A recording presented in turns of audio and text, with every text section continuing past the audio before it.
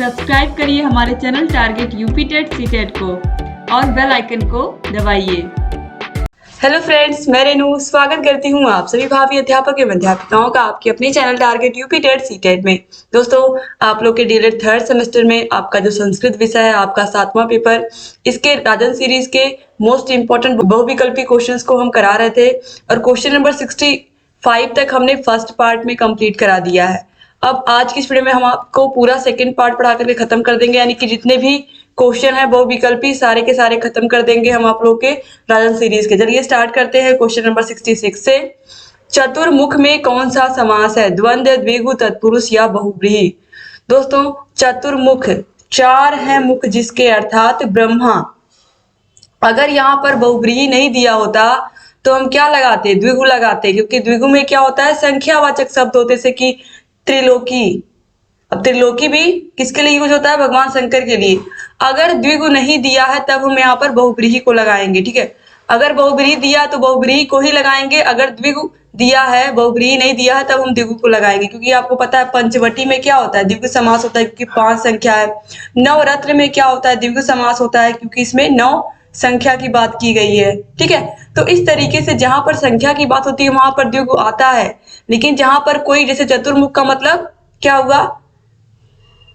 भगवान ब्रह्मा जी। तो ब्रह्मा जी की बात, यानी कि कोई तीसरा अर्थ देगा तो वहां पर बहुव्रीहि ही होगा। जैसे कि इसके अलावा आपने देखा त्रिलोकी, त्रिलोकी में भी इसी प्रकार से दशानन हुआ। तो दशानन का मतलब क्या होता है? दशानन का मतलब क्या होता है? रावण। और 10 यहाँ पर देखिए संख्या को भी इंकित कर रहा है, लेकिन जहां पर कोई तीसरा, दशानन का मतलब रावण हो गया, चतुर्मुख का मतलब ब्रह्मा जी हो गया, त्रिलोकी का मतलब शंकर जी हो गया, इसलिए जहां पर कोई तीसरा अर्थ होगा वहां पर होगा बहुव्रीहि। लेकिन जहां पर क्लियर अर्थ, जैसे कि पंचवटी हुआ, इसके अलावा नवरत्न हुआ, इसके अलावा चौराहा हुआ जहां पर 4 राहें मिलती हैं, तो इस तरीके से यहाँ पर जहां पर संख्या बिल्कुल इंगित हो रही है और कोई तीसरा अर्थ नहीं दे रही है वहां पर हम द्विगु समास लगाएंगे। लेकिन जहां पर कोई तीसरा अर्थ हो रहा है, यानी कि किसी व्यक्ति के बारे में बात, किसी भगवान के बारे में बात की गई या किसी पर्टिकुलर व्यक्ति के बारे में बात की गई है, तो वहां पर हम बहुव्रीहि समास लगाएंगे। अब चलिए क्वेश्चन नंबर 67 है। दोस्तों, मैं आपको बताऊं कि जो आपका संस्कृत विषय है इसमें संधि, समास और जो कारक है, ये 3-4 चैप्टर इतने महत्वपूर्ण हैं आप लोगों के लिए। बहुत बहुत ही आसान भाषा में मैंने पढ़ाया है। आप लोग प्लीज उन वीडियोस को देखिए अगर आप वाकई में चाहते हैं बढ़िया नंबर लाना अपने डीएलएड एग्जाम में भी और UP TET, CTET, super TET सब में, क्योंकि संस्कृत विषय तो आपको पता ही लगभग सब में है। तो अगर आप संस्कृत से ही यूपी टेट में फॉर्म फिल करना चाहते हैं और आपको उस मजबूरी है, पढ़ना ही पड़ेगा, क्योंकि आप लोगों के सुपर टेट में भी 10 नंबर की संस्कृत आती है। 10 नंबर बहुत मायने रखता है। 150 नंबर के पेपर में 10 नंबर की संस्कृत आती है, तो संस्कृत आपको पढ़ना ही पढ़ना है। तो अभी से अगर आप समझे रहेंगे तो आपके लिए आसानी होगी। अब देखिए क्वेश्चन नंबर 67 क्या है? नायकः में कौन सी संधि है? तो नायका का हम संधि विच्छेद जब करेंगे तो नय धन आयका होगा। तो आप यहां पर देखिए नय धन आयका, तो यहां पर आप देखिए इसमें होगा अयादि स्वर संधि। ऑप्शन आ जो है ये सही हो जाएगा। क्वेश्चन नंबर 68 है, संस्कृत में कितने कारक होते हैं? तो संस्कृत में दोस्तों 6 कारक होते हैं। ऑप्शन आ जो है ये सही हो जाएगा। संस्कृत में कितने कारक होते हैं? 6 कारक होते हैं। क्वेश्चन नंबर 69 है, वर्ण के कितने भेद होते हैं? तो वर्ण आपको पता ही है कि वर्ण 2 प्रकार के होते हैं, स्वर और व्यंजन। तो ऑप्शन आ यहाँ पे सही हो जाएगा। क्वेश्चन नंबर 70 है, स्वर को कहते हैं, स्वर को हम क्या कहते हैं? स्वर को हम अच प्रत्याहार भी कहते हैं। ऑप्शन आ जो है सही हो जाएगा, क्योंकि अच प्रत्याहार के अंतर्गत सारे के सारे जो स्वर शब्द हैं, जो स्वर अक्षर है, वो सब आ जाते हैं। क्वेश्चन नंबर 71 है, व्यंजन को कहते हैं, व्यंजन को हम हल भी कहते हैं। तो ऑप्शन बा जो सही है, क्योंकि हल के अंतर्गत सारे व्यंजन आ जाते हैं। दोस्तों यहाँ पर मैं आपको बताऊं, मैंने बहुत अच्छे से आप लोगों को माहेश्वर सूत्र पढ़ाया है। अगर आप वाकई में अच्छे से अच्छा नंबर लेकर के आना चाहते हैं अपने संस्कृत विषय में, तो आप लोग माहेश्वर सूत्र, संधि, समास, कारक, विभक्ति, ये सारे चैप्टर्स को बहुत ही इजी वे में मैंने पढ़ाया है। इन सबको आप पढ़ डालिए और सारी की सारी क्लासेस आपको यूट्यूब पर मिल जाएंगी। क्वेश्चन नंबर 72 है, व्यंजन के कितने भेद होते हैं? तो व्यंजन के दोस्तों यहाँ पर जो आपकी बुक में माना गया वो 4 भेद माना गया है। पहला है स्पर्श, दूसरा अंतस्थ, तीसरा है उष्म और चौथा है संयुक्त व्यंजन। क्वेश्चन नंबर 73 है, व्यंजन के भेद है, तो स्पर्श व्यंजन, अंतस्थ व्यंजन, उष्म व्यंजन और इसके अलावा आपको पता ही है संयुक्त व्यंजन। तो यहाँ पर देखिए ये ऑप्शन द सभी सही हो जाएंगे। क्वेश्चन नंबर 74 है यद्यपि का संधि विच्छेद है। यदि धन अपि, यदि धन अपि ऑप्शन आ ही सही है और यद्यपि में होता है यण संधि। क्वेश्चन नंबर 75 है तथैव में संधि है। दोस्तों तथैव का जब हम संधि विच्छेद करेंगे तो ये होगा तथा, तथा धन एव, और यहाँ पे देखिए ए है, ए की मात्रा एक होती है, अब ये ए की मात्रा ए की मात्रा में कन्वर्ट हो जाएगी जब हम इसको मिलाएंगे, तो ये तथैव हो जाएगा। तो यहाँ पर वृद्धि होती है, अगर ए की मात्रा है तो ए की मात्रा हो जाती है, ओ की मात्रा है तो औ की मात्रा हो जाती है, और इसी वजह से इसे हम वृद्धि संधि कहते हैं। तो यहाँ पर ऑप्शन आ जो है ये बिल्कुल सही हो जाएगा। क्वेश्चन नंबर 76 है पवन का संधि विच्छेद। ये सब क्वेश्चन पवन, पावक, ये जितने भी हैं ये सब बार बार, नयन, नायक, ये बार बार एग्जाम में पूछता है और बहुत ही आसान है इनका संधि विच्छेद करना। देखिए पवन का हो जाएगा पोधन अन, तो पवन है तो पोधन अन हो जाएगा, तो ये पवन हो गया, तो ऑप्शन आ जो है ये सही हो जाएगा। अब अगर यहीं पे नायक होता तो नायक का क्या होता, न धन अकह होता। क्वेश्चन नंबर 77 है आप लोग अच्छे से संस्कृत विषय में समास और संधि इन दोनों टॉपिक को बहुत अच्छे से पढ़ लीजिए, बहुत ही आसान भाषा में मैंने पढ़ाया है, आपको समझ में भी आ जाएगा। क्वेश्चन नंबर 77 है रविंद्र में संधि है। तो रविंद्र का संधि विच्छेद हम करेंगे तो ये होगा रवि धन, रवि धन इंद्र, तो रवि धन इंद्र। तो यहाँ पर देखिए यहाँ पे छोटी ई और यहाँ पे छोटी ई, ये दोनों मिल करके बड़ी ई हो जाएंगे, तो रविंद्र हो गया, तो बड़ी ई हो गया।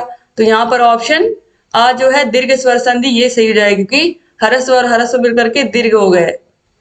फिर क्वेश्चन नंबर 78 है देवेंद्र में संधि है। दोस्तों देवेंद्र, देवेंद्र का हम जब संधि विच्छेद करेंगे तो ये होगा देवधन इंद्र।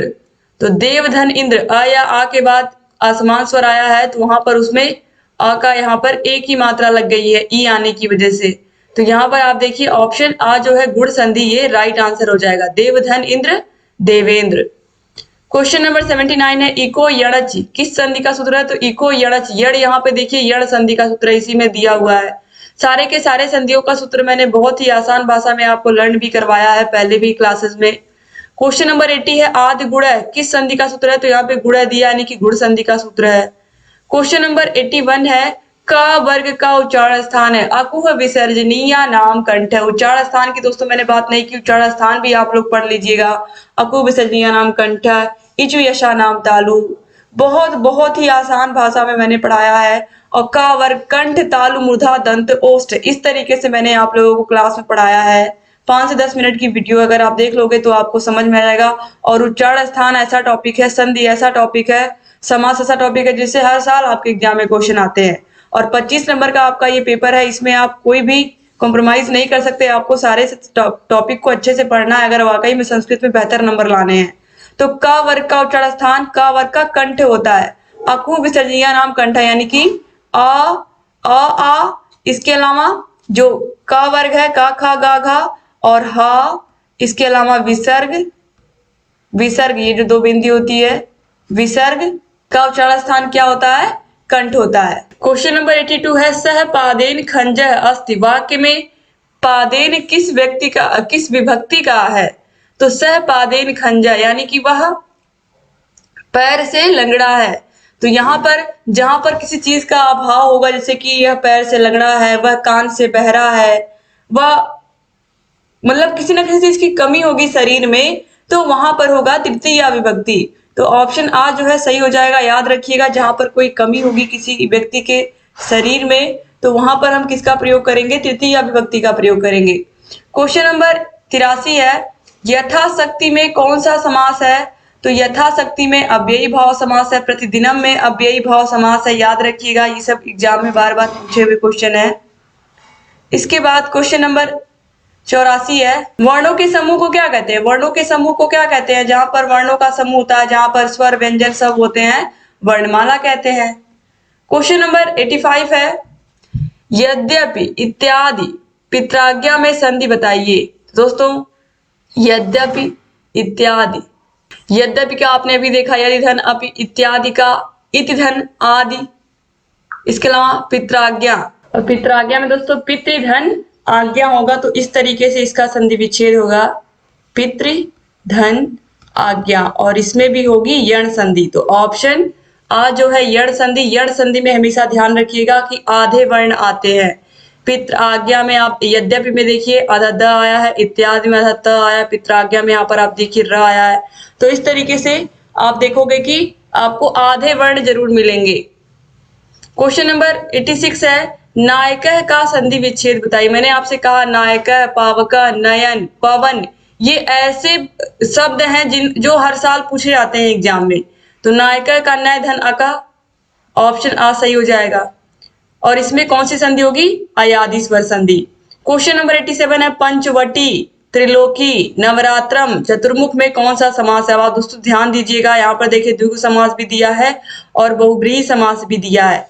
तो पंचवटी, नवरात्र, यह कोई तीसरा अर्थ नहीं दे रहा। तो पंचवटी और नवरात्र में क्या हो जाएगा? द्विगु समास हो जाएगा। त्रिलोकी और चतुर्मुख, त्रिलोकी चतुर्मुख, इसमें भी देखिए संख्या 3 आई है, इसमें चतुर्मुख में संख्या 4 आई है। अब यहाँ पर आप ध्यान दीजिए, यहाँ पर 9 आई है और यहाँ पर 5 आई है। तो यहाँ पर अगर हम संख्या के अकॉर्डिंग देखें तो हम क्या लगाएंगे? द्विगु समास लगाएंगे। लेकिन अगर त्रिलोकी और चतुर्मुख की हम बात करें तो यह तीसरा अर्थ भी दे रहे हैं, त्रिलोकी और चतुर्मुख। त्रिलोकी मतलब भगवान शिव और चतुर्मुख का मतलब 4 मुख है जिसके अर्थात ब्रह्मा जी। तो अगर इन दोनों में देखा जाए तो इन दोनों में क्या होगा? बहुब्रीहि समास होगा। इन दोनों में बहुब्रीहि समास होगा। और पंचवटी में और नवरात्रम में क्या होगा? पंचवटी और नवरात्रम में द्विगु समास होगा। तो इस तरीके से दोस्तों यहाँ पर देखिए दो ऐसे हैं जो द्विगु समास है और दो ऐसे हैं जो त्रिलोकी और चतुर्मुख ऐसे हैं कि बहुब्रीहि समास हैं। तो ऐसी सिचुएशन में हम यहाँ पर सबको क्या मान लेंगे? सबको द्विगु मान करके हम ऑप्शन ब को लगाएंगे। लेकिन सही चीज आप जानिए, क्योंकि यहाँ पर हमें सिर्फ एक ही ऑप्शन को चूज करना है, इसीलिए हम यहाँ पर द्विगु को लगा रहे हैं। ठीक है, अगर ऊपरी तौर पर देखेंगे तो सब में संख्या है तो हम द्विगु को लगा सकते हैं। लेकिन त्रिलोकी और चतुर्मुख अगर अलग अलग कहीं आता है और द्विगु और बहुब्रीहि दोनों दिया हुआ है तो हम क्या करेंगे? हम बहुब्रीहि को ही पहले चूज करेंगे। तो यहाँ पर क्या निष्कर्ष निकलता है? यहाँ पर हम 2 को द्विगु मानेंगे और 2 को बहुब्रीहि मानेंगे।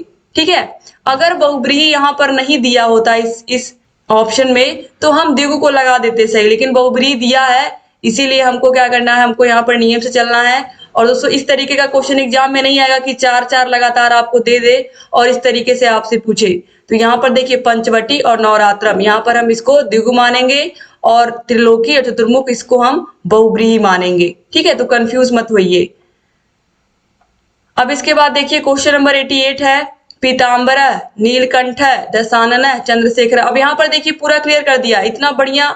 यहाँ पर देखिए सबका तीसरा अर्थ निकल रहा है। पीताम्बर यानी कि पीला है वस्त्र जिसका अर्थात विष्णु जी, नीलकंठ नीला है कंठ जिसका अर्थात भगवान शंकर, दशानन 10 है मुख जिसके अर्थात रावण, और चंद्रशेखर चंद्रमा है शिखर पर जिसके अर्थात भगवान शिव। तो यहाँ पर देखिए सबके बारे में, यहाँ पर किसी न किसी व्यक्ति के बारे में ये शब्द यूज किए गए हैं, तो इसमें बहुब्रीहि समास बिल्कुल क्लियर हो जाएगा। लेकिन यहाँ पर भी क्लियर होता अगर क्लियरली इसने केवल यहाँ पर क्या दिया होता? केवल और केवल संख्यावाचक शब्द, जैसे कि पंचवटी, नवरात्रि, चौराहा, इस तरीके के वर्ड होते तो यहाँ पर भी क्या होता? नवरत्न, तो यहाँ पर भी द्विगु समास ही सारे होते। ठीक है, अब देखिए इसके बाद क्वेश्चन नंबर 89 पर आते हैं। वृक्षात पत्राणि पतंति में वृक्षात पद में कारक है। तो वृक्षात पत्राणि पतंति, वृक्ष से पत्ते गिरते हैं, छत से बिल्ली कूदती है। तो वृक्ष से पत्ते क्या हो रहे हैं? अलग हो रहे हैं। छत से बिल्ली कूद रही है तो बिल्ली छत से अलग हो रही है। तो जहां पर भी साफ साफ अलग होने का बोध होगा वहां पर क्या होता है? अपादान कारक। ऑप्शन आ सही हो जाएगा। क्वेश्चन नंबर 90 है, एकोन विंशति का अर्थ है एको न विंशति, एक नहीं है 20 में, एक नहीं है, एक नहीं है 20 में, इसका मतलब क्या है? 20 में एक कम है, यानी कि 20 - 1 क्या हो जाएगा? 19 हो जाएगा। तो यहाँ पर ऑप्शन द जो है सही हो जाएगा। इसके बाद क्वेश्चन नंबर 91 है, विप्राय गाम ददाति में कारक है कर्ता, करण, संप्रदान या अपादान। तो विप्राय गाम ददाति का मतलब है कि यहाँ पर क्या की जा रही है? गाय दान की जा रही है। तो दान की गई वस्तु में अब क्या होता है? संप्रदान कारक होता है। ऑप्शन सा जो है वो सही हो जाएगा। क्वेश्चन नंबर 92 है, त्रिंसत का अर्थ है। त्रिंसत का अर्थ क्या होता है? त्रिंसत सत, यहाँ पर देखिए त्रिंसत का मतलब होगा 30। ऑप्शन आ जो है सही हो जाएगा। तो त्रिंसत मतलब 30, चत्वारिंशत् मतलब 40। आगे बढ़ेंगे, क्वेश्चन नंबर 93 है, गत्वा पद का प्रकृति प्रत्यय है, तो गम धन कत्वा प्रत्यय, तो ऑप्शन आ ही सही हो जाएगा। प्रत्यय और उपसर्ग भी मैंने आप लोगों को पढ़ाया है, कोई भी टॉपिक मैंने नहीं छोड़ा संस्कृत में जो मैंने आप लोगों को नहीं पढ़ाया है। दोस्तों ये आपके लिए बहुत बहुत इंपॉर्टेंट मैंने पूरा नोट्स बनवा दिया है, जो आपको हमेशा काम आएगा जब तक आप शिक्षक नहीं बन जाओगे। तो सारे के सारे चैप्टर्स को अच्छे से अगर आप पढ़ लेते हो अभी, तो आपको बहुत सहयोग होगा आगे। क्वेश्चन नंबर 94 है, अंतस्थ व्यंजन होते हैं, तो अंतस्थ व्यंजन या अलावा आपको पता ही है, ये अंतस्थ व्यंजन और ऊष्म व्यंजन, संयुक्त व्यंजन, स्पर्श व्यंजन, इनको आप कभी मत भूलेगा क्योंकि ये बार बार एग्जाम में पूछे जाते हैं। स्पर्श, अंतस्थ, या अलावा अब तक तो आपको याद ही हो गया होगा, इतनी बार आ चुका। उसमें श श श हा, तीनों स और हा मिलकर के क्या होते हैं, उष्म व्यंजन होते हैं। क्योंकि आप तीनों श को बोलिए, हा को बोलिए, तो आप देखोगे मुख से उष्मा निकलती है, तो इसीलिए इन्हें हम उष्म व्यंजन कहते हैं, गर्म हवा निकलती है। क्वेश्चन नंबर 96 है, का सही रूप है, तो का हो चाहे खा हो चाहे ग हो, सभी में क्या आता है, ग आ रहा है, ठीक है। चा में आप देखिए च आ रहा है। इस तरीके से जो व्यंजन वर्ण होते हैं इन्हें हम बिना स्वरों की सहायता के बोल ही नहीं सकते हैं, क से लेकर के ज्ञ तक। तो इस तरीके से यहाँ पर क का रूप क्या हो जाएगा, क धन अ, क के नीचे हलंत और क आधा हो जाएगा हलंत लगने से, और इसमें क्या है, आधा अ है। क्वेश्चन नंबर 97 है, क और श के मिलने से क्या बनता है, तो क और श के मिलने से क्या बनता है, छ बनता है। इसके अलावा ज और इया के मिलने से क्या बनता है, ज्ञा बनता है। और श और र के मिलने से क्या बनता है, श्र बनता है। याद रखिएगा आप लोग, त्र कैसे बनता है, त और र के मिलने से त्र बनता है। इसके बाद क्वेश्चन नंबर 98 है, जीवेशु मानवाः श्रेष्ठाः, वाक्य में जीवेशु किस विभक्ति का है। दोस्तों जीवेशु यहाँ पर इस तरीके से स पर छोटा ऊ की मात्रा है। आप जब शब्द रूप पढ़ोगे तो आप देखोगे कि जहां पर ये शाह के नीचे छोटा ऊ की मात्रा आती है उसमें होता है सप्तमी विभक्ति। तो इस तरीके से भी आप याद रख सकते हो। जीवों में मानव को श्रेष्ठ माना गया है। क्वेश्चन नंबर 99 है, भगवती भारती भारते मातु सर्वथा में अलंकार है। अलंकार रेयर केस में दोस्तों पूछता है, लेकिन आपको इतना तो पता ही है कि जहां पर एक ही वर्ण की बार बार आवृत्ति होती है उसमें अनुप्रास अलंकार होता है। यहाँ पर भी भ आया, यहाँ पर भी भ आया, यहाँ पर एक ही वर्ण 3 बार आया है, तो ऑप्शन आ जो है अनुप्रास अलंकार सही हो जाएगा। क्वेश्चन नंबर 100 है, ऊष्म व्यंजन है। ऊष्म व्यंजन अभी आपने देखा श और ह, ऑप्शन स सही हो जाएगा।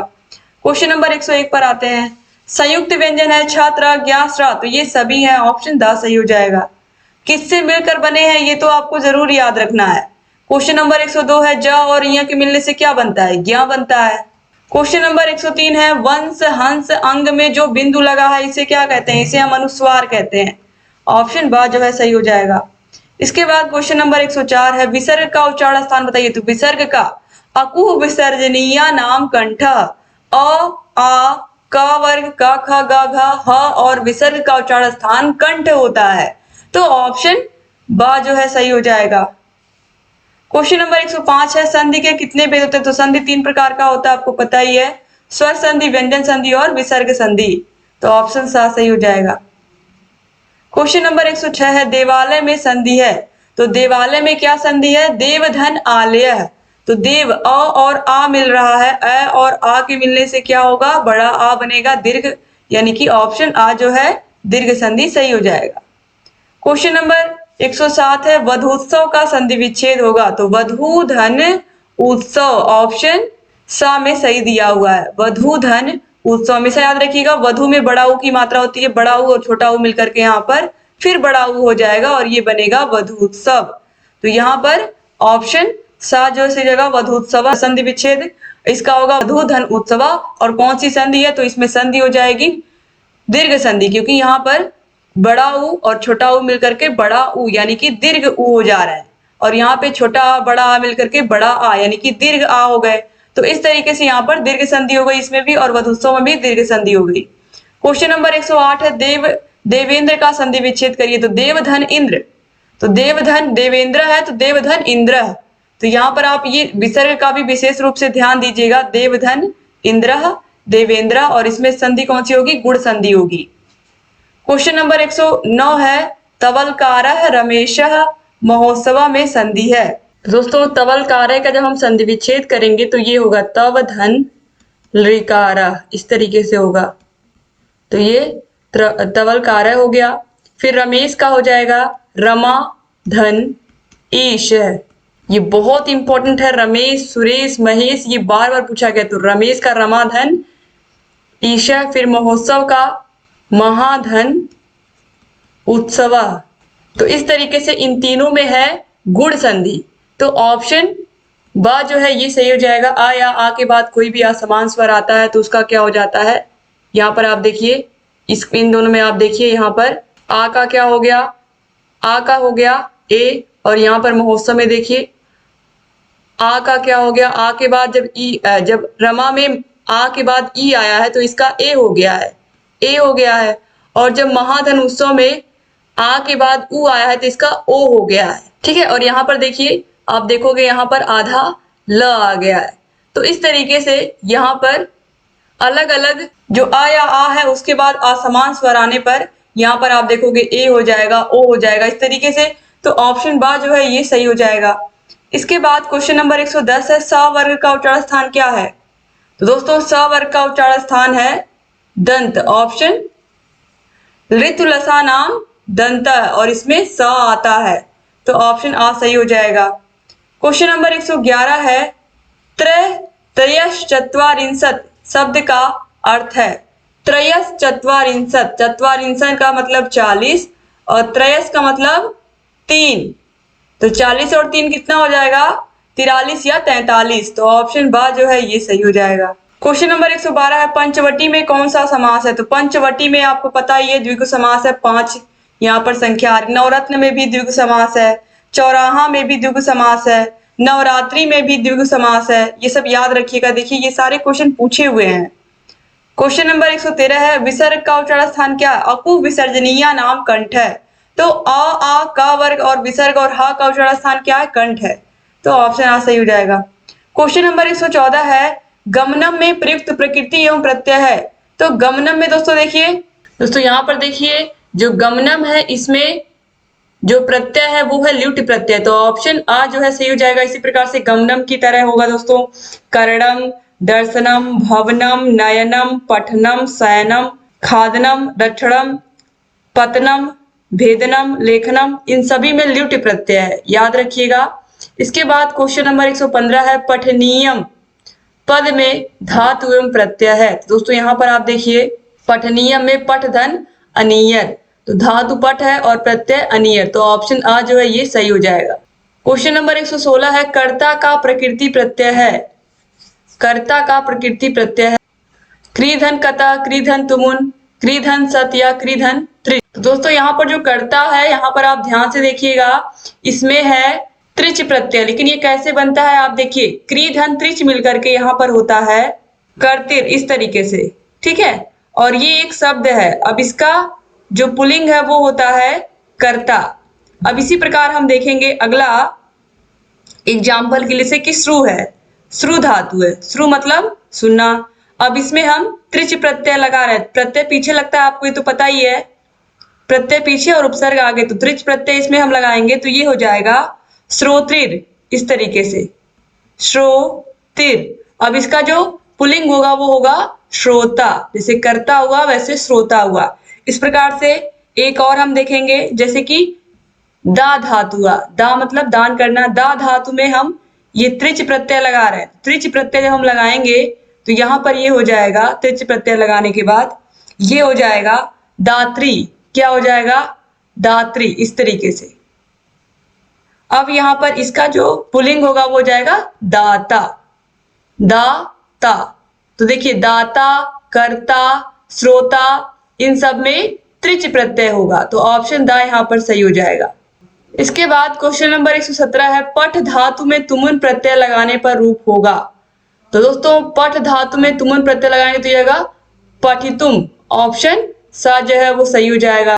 क्वेश्चन नंबर 118 है पठ धातु में सतिर प्रत्यय लगाने पर कौन सा शब्द बनेगा? तो पठ धातु में सतिर प्रत्यय लगाने पर दोस्तों यहाँ पर हो जाएगा पठन, ऑप्शन बा जो है ये सही हो जाएगा। पठ धातु में लगाएंगे तो पठन हो जाएगा, लिख धातु में लगाएंगे तो लिखन हो जाएगा, ठीक है। इस तरीके से भू धातु में लगाएंगे तो भवत हो जाएगा, नी धातु में लगाएंगे तो नयत हो जाएगा। क्वेश्चन नंबर 119 है, समास का अर्थ होता है, समास का अर्थ क्या होता है? संक्षेप करना, छोटा करना। तो ऑप्शन द जो है सही हो जाएगा। क्वेश्चन नंबर 120 है, पंचाशत का अर्थ है, पंचाशत का क्या अर्थ है? पंचाशत, पंचाशत का अर्थ होगा दोस्तों 50। जैसे त्रिंशत का अर्थ हुआ 30, चत्वारिंशत का अर्थ हुआ 40, तो पंचाशत का अर्थ क्या हो जाएगा? 50। क्वेश्चन नंबर 121 है, पावक में संधि है, तो पावक का संधि विच्छेद हम करेंगे तो क्या होगा? पौ धन अक है, पावकः, तो पावका में है आयादी स्वर संधि, ऑप्शन बा जो है ये सही हो जाएगा। क्वेश्चन नंबर 122 है, इया अंगा इया अणा नामा यानी कि इयम गणम को कौन सा व्यंजन कहते हैं? अनुनासिक व्यंजन, संयुक्त व्यंजन, दोनों या कोई? ये है अनुनासिक व्यंजन, क्योंकि इनका उच्चारण इनका जो उच्चारण होता है वो मेनली नाक से ही होता है। बोल के देखिए, अंगा य अणा नामा, तो इसलिए इनको हम अनुनासिक व्यंजन कहते हैं। क्वेश्चन नंबर 123 है, ता था दा धा ना का उच्चारण स्थान क्या है? तो ता वर्ग का उच्चारण स्थान क्या है? आप सभी को पता ही है, दंत। ऋतु लसा नाम दंतः, तो ऑप्शन दा जो है ये सही हो जाएगा। क्वेश्चन नंबर 124 है, संस्कृत व्याकरण की दृष्टि से शुद्ध रूप है, तो संस्कृत व्याकरण की दृष्टि से शुद्ध रूप है उपर्युक्त, तो यहाँ पर ऑप्शन बा जो है ये बिल्कुल सही होगा, उपर्युक्त, ये बिल्कुल सही लिखा हुआ है। क्वेश्चन नंबर 125 है, संख्यावाची शब्द षष्ठ नवति अंक का वाचक है, षष्ठ नवति। दोस्तों षष्ठ नवति यहाँ पर देखिए ये होगा 96, ऑप्शन बा जो है ये सही जाएगा। षष्ठ मतलब 6, नवति मतलब 90, और 90 और 6 मिलकर के कितने हो जाएंगे? 90 और 6 96, ऑप्शन बा जो है सही हो जाएगा। क्वेश्चन नंबर 126 पर आते हैं, कर्ता का इष्टतम कारण है संबंध, करण, संप्रदान या कर्म। तो दोस्तों राइट आंसर हो जाएगा ऑप्शन नंबर द, कर्म। इसके बाद क्वेश्चन नंबर 127 पर आते हैं। 127 पर आने से पहले एक बार मैं फिर से आपको रिवाइज करा दूं कि सारे के सारे विषयों की लिंक आपको डिस्क्रिप्शन बॉक्स, कमेंट बॉक्स में मिल जाएगी। सारे के सारे विषयों को आप देखिए। आपके संस्कृत विषय का मैंने 2015 से लेकर के अब तक जितने भी पेपर हुए हैं सबके सब मैंने हाथों से लिख करके सॉल्व कराया है। अगर आपको लगता है कि संस्कृत में आप कमजोर हो, या आपको लगता है कि आपके मार्क्स अच्छे नहीं बन पाएंगे, तो बिल्कुल चिंता करने की जरूरत नहीं है, क्योंकि सारे के सारे विषयों को इस तरीके से हमने पढ़ाया है। और संस्कृत पर खासकर मैंने इतना ध्यान दिया क्योंकि हमारे बहुत सारे भाई बहन जिनका संस्कृत थोड़ा वीक है, इस वजह से मैंने पूरी क्लासेस ली अच्छे से आप लोगों की। सारे के सारे पेपर्स मैंने खुद सॉल्व कराए हैं, हैंड रिटेन नोट्स में आपको मिल जाएंगे सारे के सारे सोल्यूशन। सारे के सारे पवन सीरीज के सारे वीडियोस मिल जाएंगे, राजन सीरीज के सारे वीडियोस मिल जाएंगे। तो ये सारी वीडियोस आपको मिल जाएंगी, आप सारे के सारे वीडियोस को देख सकते हैं। और अगर आप चाहते हैं आपको इस विषय की नोट्स मिले, इस विषय के सारी क्लासेस जहां पर कोई ऐड ना आए, कोई प्रचार ना आए, इस विषय का मास्टर क्लास, इसके अलावा इस सब्जेक्ट का पूरा पवन सीरीज का पूरा पीडीएफ, पूरे के पूरे राजन सीरीज का पूरा पीडीएफ अगर आपको चाहिए तो आप हमारे app target UP TET CTET app को डाउनलोड कर लीजिए। ऐप की लिंक आपको डिस्क्रिप्शन बॉक्स और कमेंट बॉक्स में मिल जाएगी। और ऐप को डाउनलोड करने के बाद आपको बहुत सारी सुविधाएं मिलेंगी और आपको हर विषय का चैप्टर वाइज टेस्ट भी वहां पर मिलेगा। तो इस तरीके से आप कम समय में बहुत बेहतर तैयारी कर सकते हैं अगर आपने ऐप को डाउनलोड कर लिया। तो ऐप की लिंक आपको डिस्क्रिप्शन बॉक्स, कमेंट बॉक्स में मिल जाएगी। और अगर कोई समस्या आ रही है तो आप कमेंट बॉक्स में कमेंट करके हमसे पूछ सकते हैं दोस्तों। और बाकी यूट्यूब पर जितनी वीडियोस हैं आपको सारे के सारे वीडियोस की link description box, comment box में मिल जाएगी। तो अगर आप अच्छे से तैयारी करना चाहते हैं तो आप मैंने जो भी बोला है उम्मीद करती हूँ आपने गंभीरता से उसको सुना होगा और आप उसको फॉलो भी करेंगे। दोस्तों अगर चैनल को सब्सक्राइब नहीं किया तो प्लीज सब्सक्राइब भी कर दीजिए और बगल में बेल आइकन होगा उसको भी प्रेस करना मत भूलिएगा। वीडियो को शेयर कर दीजिएगा और अपने कॉलेज के ग्रुप में, व्हाट्सएप ग्रुप में अपने प्रिय मित्रों को वीडियो अच्छा लगा हो तो लाइक करके जाइएगा दोस्तों। अब चलिए यहाँ पर हम क्वेश्चन नंबर 27 को, लास्ट क्वेश्चन को देखते हैं। इस तरीके से आपके सारे क्वेश्चन खत्म हो गए राजन सीरीज के। क्वेश्चन नंबर 127 है, अका सवर्णे दीर्घ किसका सूत्र है? अका सवर्णे दीर्घ यानी कि दीर्घ स्वर संधि का सूत्र है। आप क्वेश्चन में ही आंसर छिपा हुआ है। तो इस तरीके से देखिए 2018 में सब क्वेश्चन पूछे हुए हैं। तो उम्मीद करती हूँ आपको ये पूरा का पूरा सारे के सारे क्वेश्चन समझ में आए होंगे और आपको वीडियो अच्छा लगा होगा। वीडियो अच्छा लगा होगा तो प्लीज लाइक करिएगा और अच्छे से प्यारे प्यारे कमेंट जरूर छोड़िएगा। और आपको कहाँ कोई डाउट है, किस विषय की वीडियो नहीं मिल रही है, आप कमेंट करोगे तो आपको हम उस वीडियो की लिंक दे देंगे उस आपके कमेंट के नीचे। तो चैनल से बने रहिए, सारे वीडियोस को भी देखते रहिए, जहां कहीं कोई भी समस्या हमसे बताते रहिए। जय हिंद दोस्तों।